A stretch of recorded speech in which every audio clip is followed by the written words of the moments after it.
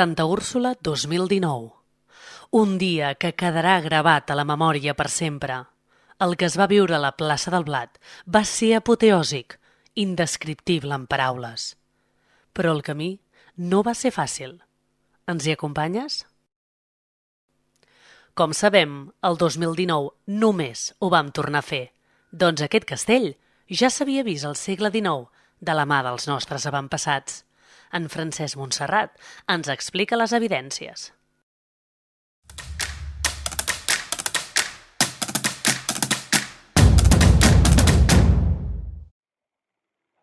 La relació de la colla amb el 3 de Nonet es remunta a 1851. La primera referència que tenim del 3 de Nonet és una referència indirecta que coincideix amb la primera cita documentada d'un castell de Nou, per Santa Tecla de 1851. En aquella ocasió, la colla de Roser va aixecar 2 cops el castell de Nou. En un primer intent, el castell es va carregar, però com que en aquells temps els castells carregats no es valoraven, o si més no es valoraven com actualment, es va tornar a intentar reforçat. La paraula reforzado és la que surt a la crònica, en aquest cas es va descarregar en aquest segon intent. La majoria d'autors consideren que aquest reforç era un folre, la qual cosa ens portaria a pensar que en un primer intent, el carregat, el castell hauria estat net.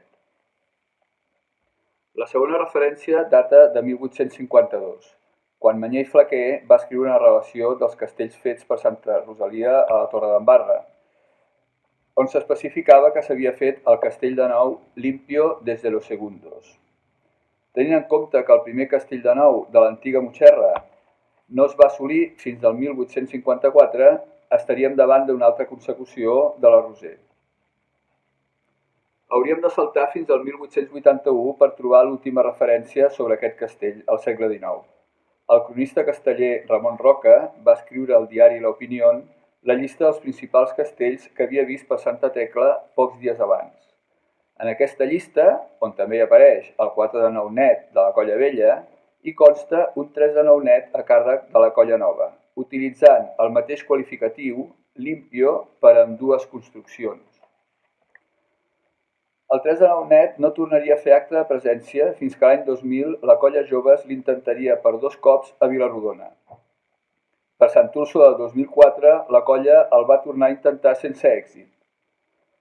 El 2018 la Colla Joves va assajar intensament el castell al llarg de la temporada i l'intentà 2 cops per Sant Úrsula amb un primer intent desmuntat. Finalment arribaria el 2019 en una temporada en què els assajos van ser cada cop més il·lusionants. La colla faria 2 intents, un d'ells desmuntat, a Vilafranca. La Colla Joves, després d'un intent desmuntat i un intent en què la colla va demostrar que es podia haver arribat molt més lluny, va aconseguir carregar el castell a una jornada històrica i inoblidable. El Francesc Martinell, o el Cisco, com molts el coneixem, va patir una lesió en una diada anterior a Santa Úrsula, fet que va fer que visqués el castell des de fora. I hi ha 2 imatges captades en una estona de diferència que reflecteixen clarament 2 moments d'aquell dia.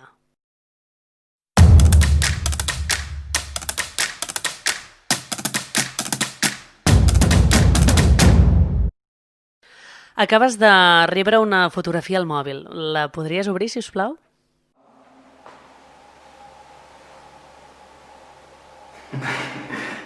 Què ens podries dir sobre aquesta imatge? El millor moment de la meva vida, sens dubte, i ho vaig dir des del primer moment. El que vaig viure, sentir i veure a la plaça del Blat aquell 27 d'octubre del 2019 no l'oblidaré en la vida, mai. Vull dir, va ser espectacular, va ser bonic. Vaig sentir tantes emocions en una mateixa jornada castellera en tan poques hores que gairebé se'm fa difícil pensar que algun dia podré tornar a viure una cosa semblant. Vam passar des dels nervis inicials, no? a la tensió, a la tristesa i finalment a una eufòria desbordant. No? El guió, ara que sabem quin va ser el resultat, no? Jo crec és immillorable. A més, en aquell moment d'estar a la plaça, no? amb els companys i companyes abraçats i sobretot també pensant, no? amb els nostres avantpassats, no? I el saber que ho havíem tornat a fer. No? Això va ser una sensació increïble i segurament irrepetible. Malauradament, en aquell moment, paties una lesió a causa d'una caiguda en una diada anterior. Com a casteller actiu, com vas viure aquell moment sense poder-te posar la pinya? És una sensació difícil de descriure. Jo estic acostumat a viure els castells sempre en primera persona i tocant-los de ben a prop i no poder-hi ser va ser molt complicat per mi. Suposo que aquesta diada també va ser tan especial pel fet de no poder estar contribuint, no? en primera persona tocant el castell a la colla. No? No ho sé, no ho recomano a ningú. No ho recomano a ningú perquè viure-ho de... Tot i que ets protagonista, evidentment, perquè tot membre de la colla és important, estigui tocant el castell o no, però, hòstia, quan estàs acostumat a estar allí davant, no poder tocar el castell és una sensació bastant frustrant, però ja et dic, segurament tampoc tindria el record que tinc actualment d'aquesta actuació si no l'hagués viscut en aquesta situació. Al tercer intent, creies que ens en sortiríem? Si t'he de ser sincer, jo et diré que no creia en el tercer intent, però també et diré que recordo perfectament quan vaig veure les cares i sobretot els ulls dels castellers i castelleres que sortien cap a plaça disposats a tornar-lo a intentar, i en aquell moment vaig creure. Vaig creure perquè vaig veure la força i la il·lusió en els seus ulls i ja sortint, no? Des de dins l'Ajuntament veure'l sortir amb ells em va transmetre això i un cop ja vaig treure el cap fora de la plaça i veure la pinya com es tancava i els crits d'ànims que ens anàvem dient, doncs va ser increïble. I després doncs, poder-lo viure, no? Al costat del segon cap de colla, que era qui cantava el castell, i veure'l, no? des de l'esquena de l'Ajuntament, veure com feien la letra. Increïble. Degut a l'alçada de baixos i segons, alguns daus i primeres mans no arribaven bé al castell. Així que alguns castellers molt espavilats se les van enginyar per solucionar aquest inconvenient. Us presentem a l'Eric Lozano i el Jordi Oller, dos dels ideòlegs d'aquest projecte.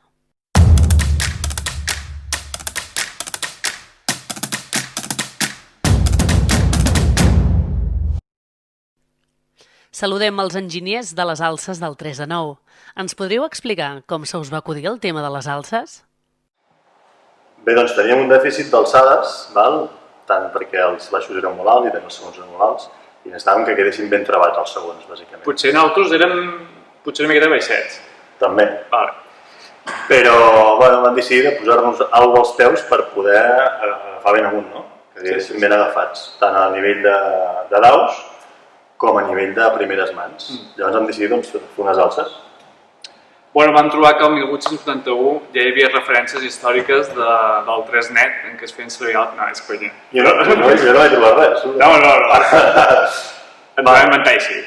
Llavors hi ha diferents tipus, no? Bueno, hi ha una miqueta de competició a veure qui les fa més maques. Sí. Llavors hi ha models més competitius a nivell preu i hi ha models que estan més currats. De fet, vas guanyar un premi, tu, no? Un sopar. Tinc un premi Palmera d'Or en enginyeria industrial. Jo vaig quedar... Estic molt orgullós. També em van nominar, però al final no sé. Que és més guapo, tu, o què? Bueno, sí. Un cop decidit el prototip finalista, quants exemplars vau fabricar-ne? Bé, el primer prototip són les Air joves, que és un prototip ja bastant currat, que ja es podia fer servir assaigs, però després també vam intentar industrialitzar-ho perquè en tingués molta gent. Sí, recordo que em vas trucar, vaig dir, Jordi, hem de fer moltes alces i de diferents mides. Llavors vam aprofitar diaris que teníem, els vam plegar en plegadets i amb els diaris podies fer l'alçada que tu volies, per cada primeres mans o per cada dau, el que bàsicament necessitaven. Sí, triàvem les imatges dels que ens queien pitjor per ficar a sota dels diaris i jo crec que ens va anar bé. vam posar uns mocadors, llavors vam crear Sí. N'hi ha també, tendència. sí, n'hi ha també fets de seqüela del Canadà. De què? Teníeu confiança en el tercer intent del 3 de 9? Bé, jo personalment estava a la sala d'espera de l'hospital i tenia la sort de tindre la tele que vaig pensar, hòstia, mira, fan el 3 de 8 i puja bé, està bé. I just en aquell moment, que era un intent que desmuntaven, em van cridar. Total, que me'n vaig enterar quan estava a dins de la sala. Però bueno, alegria i joia, Bé,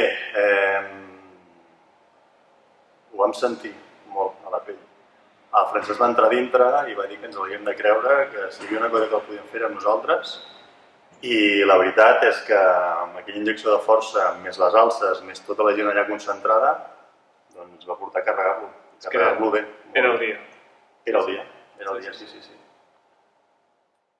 Diuen que si vols resultats diferents, has de fer coses diferents. El camí cap a aquest castell de màxima dificultat va significar també fer moltes proves. Entre elles va aparèixer una nova posició, les agulles del mig.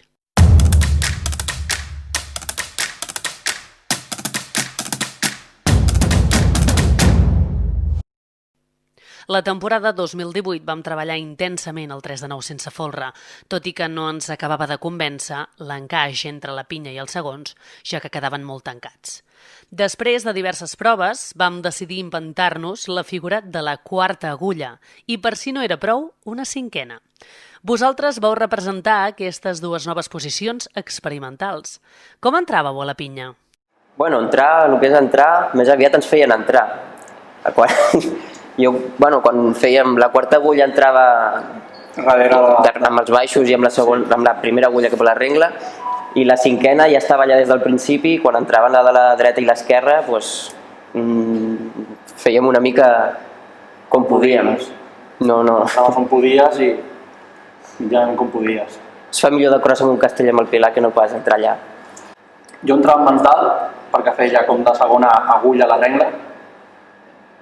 Ho vam provar de totes maneres, però millor va ser amb les mans dalt per si passava alguna cosa, tindre una mica de protecció.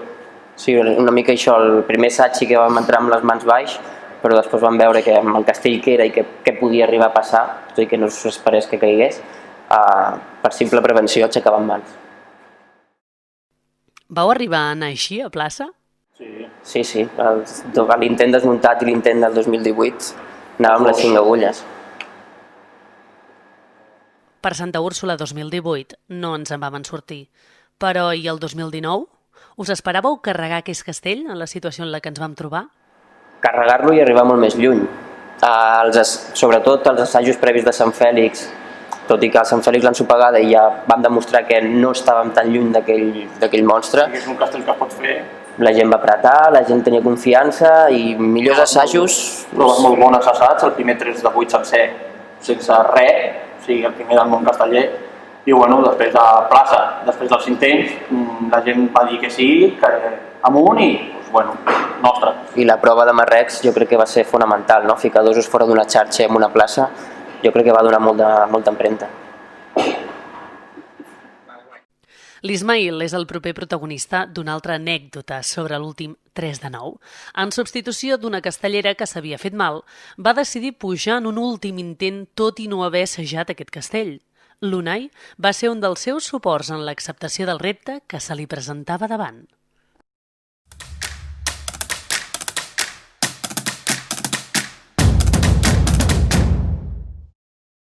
Després dels 2 primers intents del 3 de 9, el castell quedava en una situació compromesa.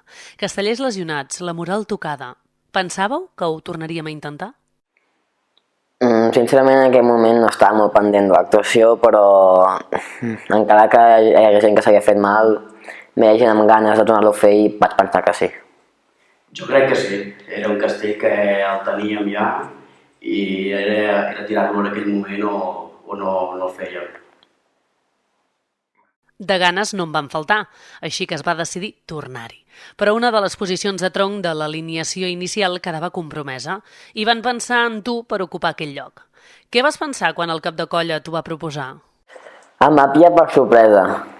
I llavors, Com que no m'esperava, doncs, m'ho vaig prendre amb tranquil·litat i amb ganes.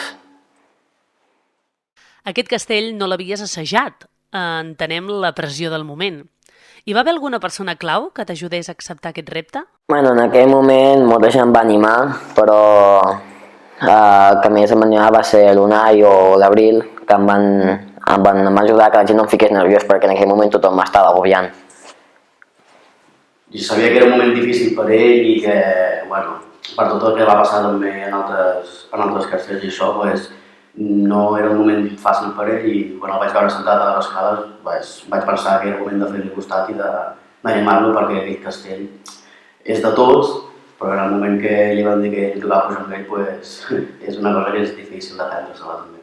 I pues, li vaig fer costat i fins al final, fins al moment de pujar a pinya ja. Creieu que el carregaríem? Sí, definitivament sí. Era el nostre moment i tothom estava per la feina i es veia bé, es veia molt segur. I en aquell moment m'esperava una mica de tot, però sobretot carregar-lo, per l'eufòria que portava la gent i les ganes. Ja per acabar, volem posar de relleu un moment d'aquells de pell de gallina, dels molts que es van viure aquell dia, quan en Francesc Ramon va fer una arenga als seus castellers per tornar-ho a intentar. Anem a veure què li passava pel cap.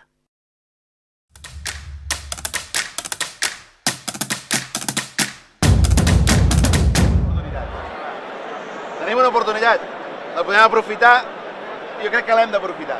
Hem estat treballant per arribar aquí i intentar-ho fer. Per tant, no ens donarem per vençuts. Tothom a dintre del tronc està convençut. Aquí també necessitem que aquí baix estigueu convençuts tots, Vale? És difícil, sí, però som els joves i ho podem fer. Si una colla pot fer, és la colla joves. Vale? Va, anem-hi!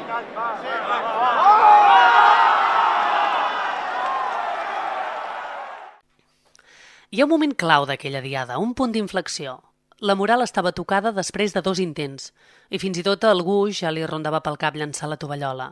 Tu, convençut, et vas situar al nucli de la pinya i vas adreçar unes paraules als teus companys de batalla. Sincerament, portaves alguna cosa preparada per si arribava un moment així? Bé, arribar a un moment així és impossible que portessi res preparat perquè va ser una cosa èpica arribar en aquest moment i fer el que vam fer. Sí que portava una arenga prèvia al primer intent de 3 de 9, però me'n recordo perfectament que quan estava al mig de la pinya me va sortir tot d'acord, o sigui, no m'havia pensat, mentre anava cap a la pinya no pensava absolutament res. Va ser posar-me allà dintre i dir tot d'acord el que pensava, que havíem treballat per aconseguir-ho i que si una colla podia fer era la colla joves, i així ho vam fer. Amb el treball, amb l'esforç de tots, vam aconseguir carregar aquest 3 de 9.